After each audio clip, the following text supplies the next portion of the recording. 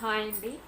ఈరోజు బెండకాయతో వెల్లుల్లి కారం వేసి చేద్దాం బెండకాయ ఫ్రైని.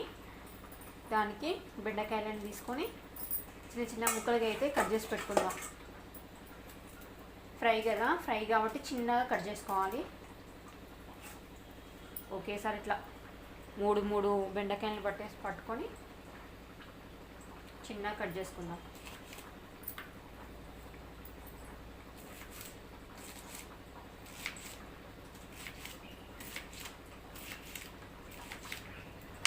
ఇలా ఈ సైజు వచ్చేంత సన్నగా కట్ చేసుకోవాలి. లావుగా కట్ చేస్తే ఏంటి, పులుసులోకి అయితే బెండకాయలు లావుగా కట్ చేస్తే బాగుంటుందండి. కానీ ఫ్రై కదా, ఫ్రైకి చిన్నగా కట్ చేస్తేనే బాగుంటుంది. మంచిగా ఫ్రై అవుతుంది బెండకాయ ఆయిల్లో.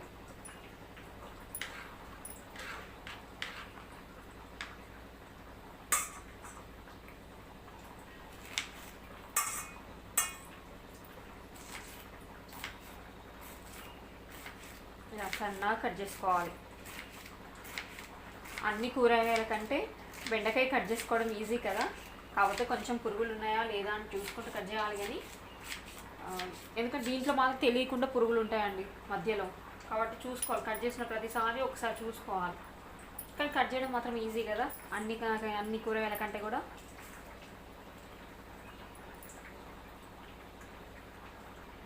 ఇలా అన్నిటిని మొత్తం చిన్న చిన్న కట్ చేసుకొని పెట్టుకుందాము. దీనికి ఆనియన్ అవసరం లేదండి. ఈ ఫ్రైకి మనం మామూలు ఫ్రై కర్రీ అయితే ఆనియన్ కట్ చేసుకోవచ్చు, కానీ ఈ వెల్లుల్లి కారం వేసేదానికి ఆనియన్ అవసరం లేదు. ఇలాగే ఒక బెండకాయతోటే కొంచెం పచ్చిమిర్చి వేసి చేసుకుంటే బాగుంటుంది.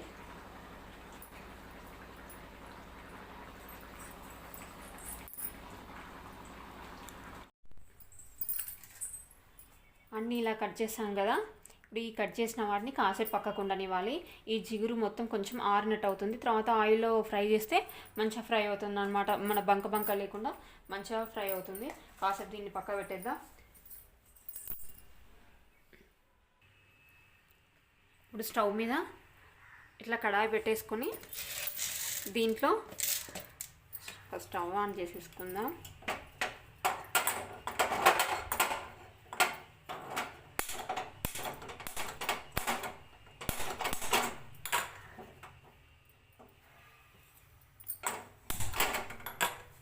స్టవ్ ఆన్ చేసుకొని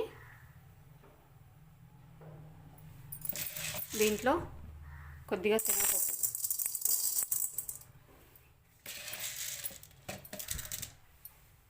ఈ క్వాంటిటీ శనగపప్పు, కడిగి ఆరబెట్టుకున్న కరివేపాకు, ఈ రెండింటిని వేసి కాసేపు ఫ్రై కానిద్దాం.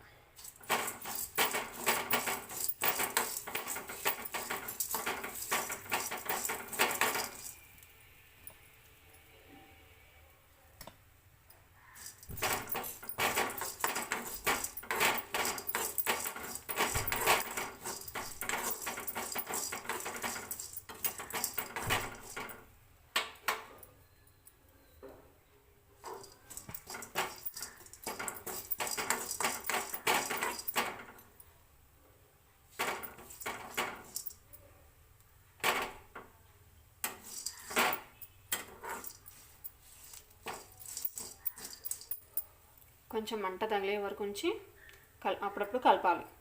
బాగా మాడిపోవద్దు, మాడిపోకుండా చిన్నగా కలుపుకోవాలి. ఈ శనగపప్పు కానీ కరివేపాకు కానీ కొంచెం ఫ్రై అయ్యేలా కలుపుకోవాలి.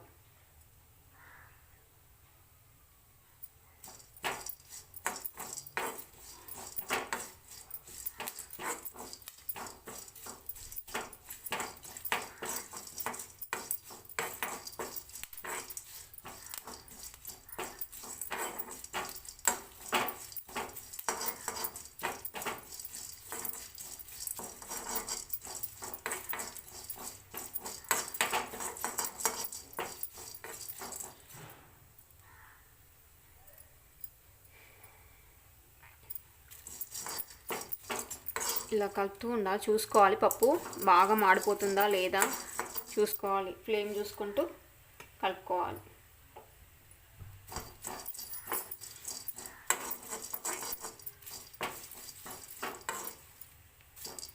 సరిపోతుంది, ఇలా ఫ్రై అయితే సరిపోతుంది. చూడండి పప్పు బాగా మాడకుండా కొంచెం దూరగా వేగింది కదా, ఇలా సరిపోతుంది. ఇప్పుడు స్టవ్ ఆఫ్ చేసి దీన్ని చల్లారనియాలి. ఇది చల్లారేలోపు బెండకాయలు అయితే ఫ్రై చేసేసుకుందాం. ఇప్పుడు స్టవ్ ఆన్ చేసుకొని మళ్ళీ ఒక కడాయి పెట్టుకొని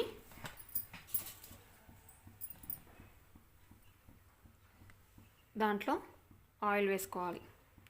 ఆయిల్ దీనికి కొద్దిగా ఎక్కువనే పడుతుంది, ఫ్రై లాగా కాబట్టి సరిపోతుంది.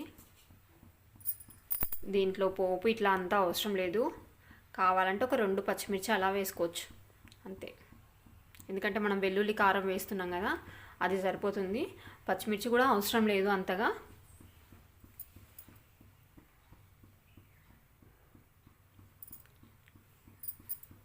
ఇది హీట్ అయింది కదా, హీట్ అయిన తర్వాత కొద్దిగా జీలకర్ర, పసుపు ఈ ఆయిల్లో వేద్దాం. బెండకాయ ఫ్రై అయ్యేటప్పుడు బెండకాయలకు పట్టడానికి ఆయిల్లోనే పసుపు వేసేద్దాం. ఈ ఆయిల్లోనే కొద్దిగా పసుపు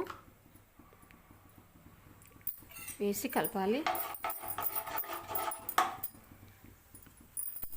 దీంట్లోనే మనం కట్ చేసుకున్న బెండకాయలు కూడా వేయాలి.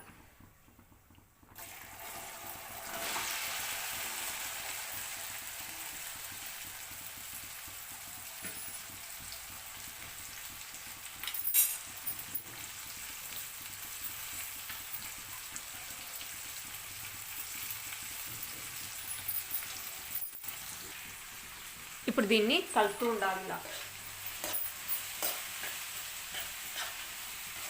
ఈ మొత్తాన్ని మంచిగా దీనికి మూత పెట్టకూడదు. మూత పెడితే ఏమవుతుందంటే జిగురు ఉంటుంది కదా, జిగురు ఎక్కువ వస్తుంది. మూత పెట్టకుండానే ఫ్రై చేసుకోవాలి ఆయిల్లో. ఇది కొద్దిగా ఫ్రై అయిన తర్వాత దీంట్లో అల్లం పేస్ట్ వేద్దాం.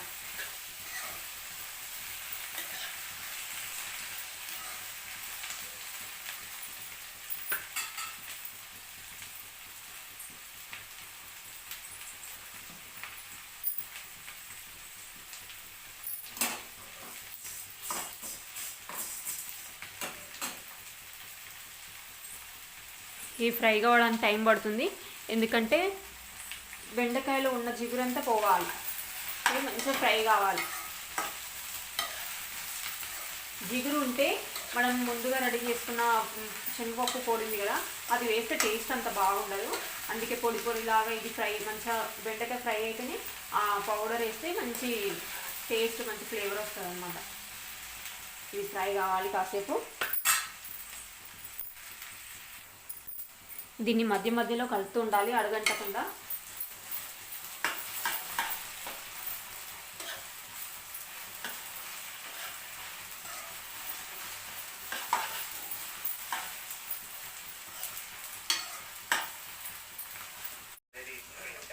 దీంట్లో కొద్దిగా ఉప్పు వేసేద్దాం. ఉప్పు వేస్తే ఏంటంటే కొంచెం ఈజీగా తగ్గిపోయి బెండకాయలు మంచిగా ఫ్రై అవుతాయి.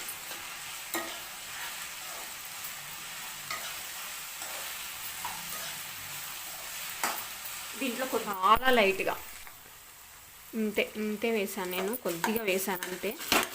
ఎందుకంటే మళ్ళీ వెల్లుల్లి కారం వేస్తాం కదా, ఆ ఫ్లేవర్ దీనికి బాగానే ఉంటుంది.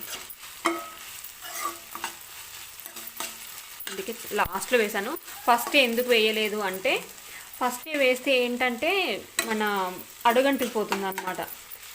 అడుగంటితే మళ్ళీ బెండకాయలు సరిగా ఫ్రై అవ్వవు కాబట్టి నేను లాస్ట్లో కొద్దిగా వేసి మళ్ళీ ఫ్రై చేస్తున్నా. ఇది ఫ్రై కావడానికి ఇంకా టైం పడుతుంది, ఇప్పుడే అవ్వలేదు. ఈ జిగట ఉంది కదా మొత్తం బెండకాయలది, ఇది మొత్తం పోవాలి. ఇంకా ఇది ఇలా ఫ్రై అవుతూ ఉంటుంది. నెక్స్ట్ మనం ఇది అయ్యేలోపు పౌడర్ అయితే రెడీ చేసేసుకుందాం. ఇక్కడైతే ఇది చల్లారిపోయింది, వీటిని పౌడర్ చేసేద్దాం. ఇప్పుడు ఈ చల్లారిన పప్పులు ఉన్నాయి కదా, వీటిని ఒక జార్లో వేసుకుందాం.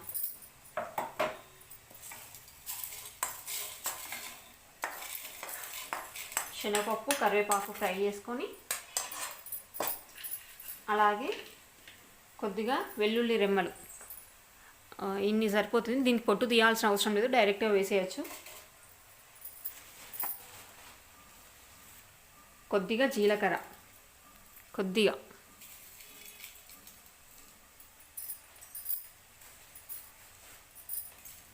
కారం, ఎండుమిర్చి కూడా వేసుకోవచ్చు.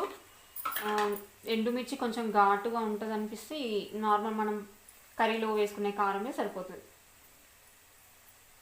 నేనైతే ఇదే వేస్తున్నా.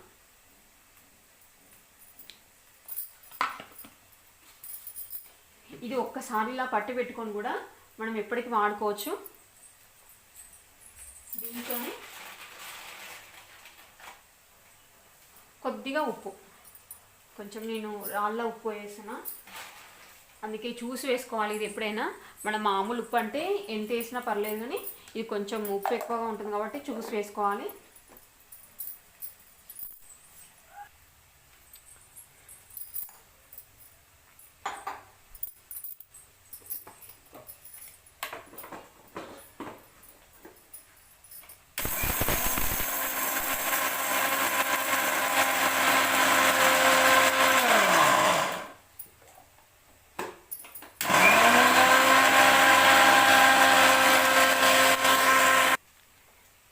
ఇలా పౌడర్ అయితే రెడీ చేసుకున్నాను. ఈ పౌడర్ని ఆ బెండకాయలో వేసి కలపాలి. ఇక్కడ బెండకాయలు కూడా మంచిగా ఫ్రై అయినాయి కదా, ఇప్పుడు దీన్ని ఈ పౌడర్ని ఈ బెండకాయలలో వేసేద్దాం. ఇక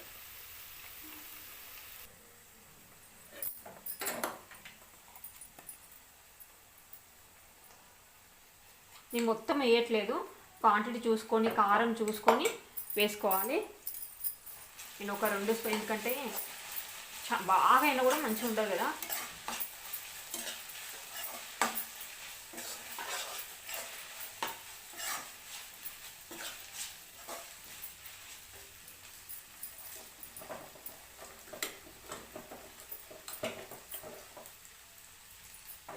కానీ ఇది చేస్తుంటేనే స్మెల్ అయితే అదిరిపోతుంది అసలు. ఈ స్మెల్కే తినాలనిపించేంత బాగుందన్నమాట. మనకి ఎప్పుడైనా బెండకాయ ఫ్రై నార్మల్గా తినాలనిపించినప్పుడు, కొంచెం జలుబు ఉంది అన్నట్టు అనిపించినప్పుడు ఇలా చేసుకుంటే కొంచెం స్పైసీగా టేస్టీగా బాగుంటుంది.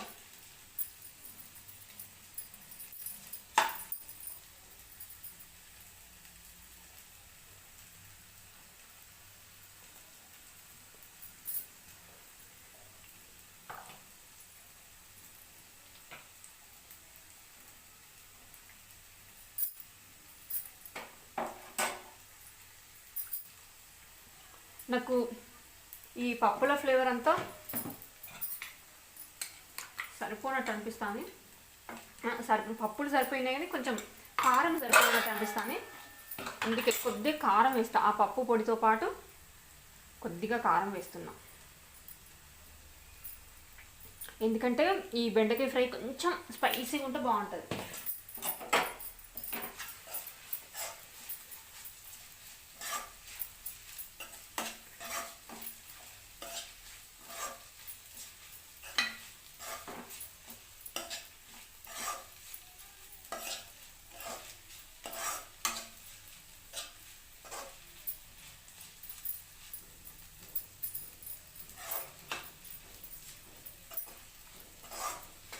మంచిగా ఫ్రై అయిపోయింది.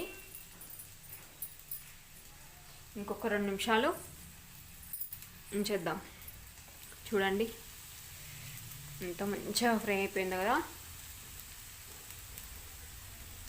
ఇంకో 2 మినిట్స్ అయితే అయిపోతుంది. చూడండి ఈ ఆయిల్ అంతా ఎలా వచ్చేసిందో పక్కకి. ఇప్పుడు మొత్తం బెండకాయలంతా ఫ్రై అయిపోయినట్టే, కర్రీ అయిపోయినట్టే. ఇప్పుడు స్టవ్ ఆఫ్ చేసుకొని దీన్ని సర్వ్ చేసుకోవడమే. అంతేనండి. ఇది ఎలా ట్రై చేయండి, ఎలా ఉందో కామెంట్ చేయండి తప్పకుండా.